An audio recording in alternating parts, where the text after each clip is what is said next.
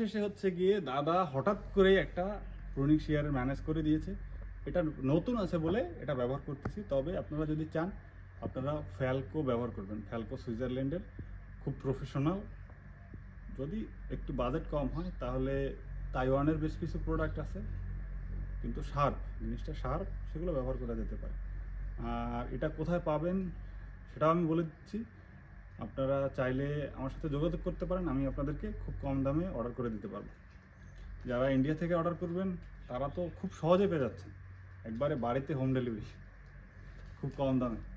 এখন আপনাদেরকে মেন জিনিসটা দেখাই, এটা কিভাবে আমি বুঝলাম যে এটা 2 বছর হয়েছে। দেখেন গাছটা এই পর্যন্ত আসছে 1 বছরে, এরপরে দেখেন এখানে একটা রিং তৈরি হয়েছে। হ্যাঁ, এখন আমি যদি রিংয়ের পিছনে কাটি তাহলে কি হবে, গাছটা আবার বড় হয়ে গেল। আমি রিংয়ের পরে অল্প একটু সামনে একটা বা দুইটা বাট দেখে কাটবো, তাহলে কি হবে, এই যে রিংয়ে তো এমনি আটকিয়ে যাচ্ছে, ও তো এখানে এমনিতেই আটকিয়ে যাচ্ছে। হ্যাঁ, বুঝলা কিনা? রিং এর আগে কাটলে কি হবে? ও আবার বেশি বাড়বে। বললে এখানে গিট মনে করো তোমাকে বেঁধে রাখা হয়েছে একটা জায়গায়, এখানে আটকে দেওয়া হলো। হ্যাঁ, যদি এই আটকে দেওয়া চ্যানেলটা বন্ধ করে দাও তাহলে তো বেশি ফলো হয়ে যাবে না, তখন তো গাছ বেড়ে যাবে। তুমি কি করবে, এই যে তোমাকে আটকে দেওয়া হলো, আটকে দেওয়ার পরে অল্প একটু দিলে তাহলে এখান থেকে বেশি বাড়বে না।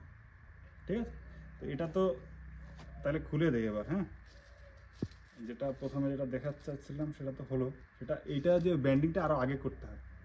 ব্যান্ডিং করবো না তাহলে? এখন প্রুনিং করে দিলে হচ্ছে ব্যান্ডিং অল্প, এখন প্রুনিং করে দিলাম, তারপরে তুমি এখানটা ব্যান্ডিং করলে।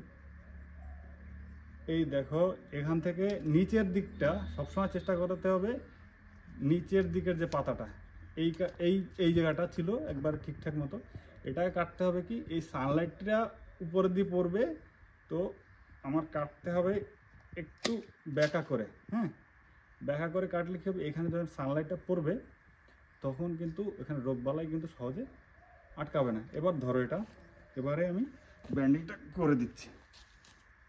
এরপরে আমি এখানটায় ব্যান্ডিংটা করে দিলাম।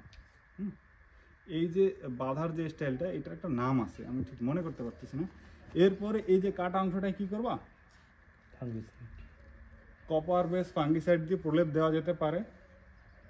চা পাতিয়া পেস্ট নামে একটা জিনিস আছে, তোমরা এখানে পাওয়া যায়, সেটা ব্যবহার করতে পারো।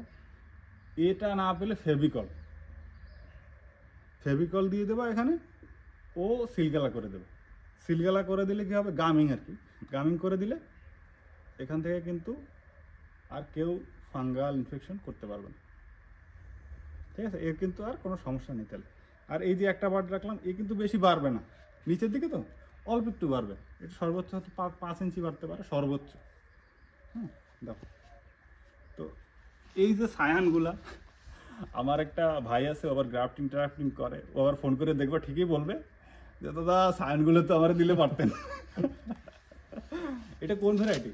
সম্ভবত এটা আনা একদমই। হ্যাঁ, আনা এই যে রিং, তাই তো? হ্যাঁ, কারণ হচ্ছে কি এই ভ্যারাইটিটা বোঝা, মানে দেখলেই বোঝা যায়।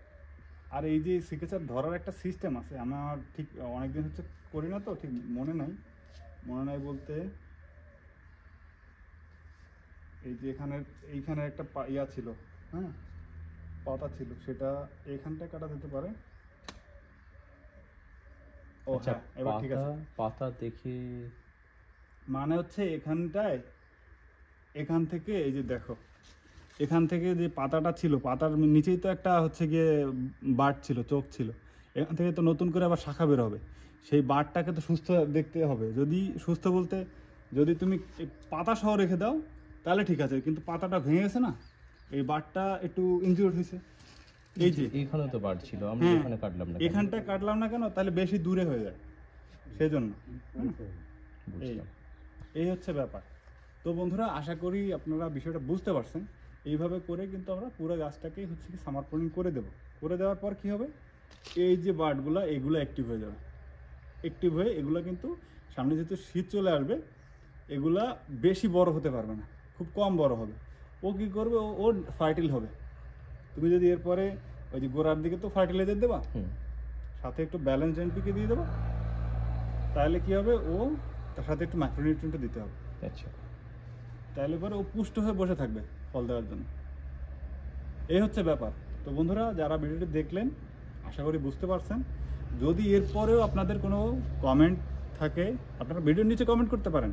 এছাড়া যদি আপনাদের কোনো বিষয় থাকে, আমাদের একটা গ্রুপ আছে ফিউচার জেনারেশন ফ্রুট গ্রোয়ার, সেখানে গিয়েও কিন্তু আপনারা পোস্ট করতে পারেন যে ভাই আমার গাছটা এর কী অসুবিধা।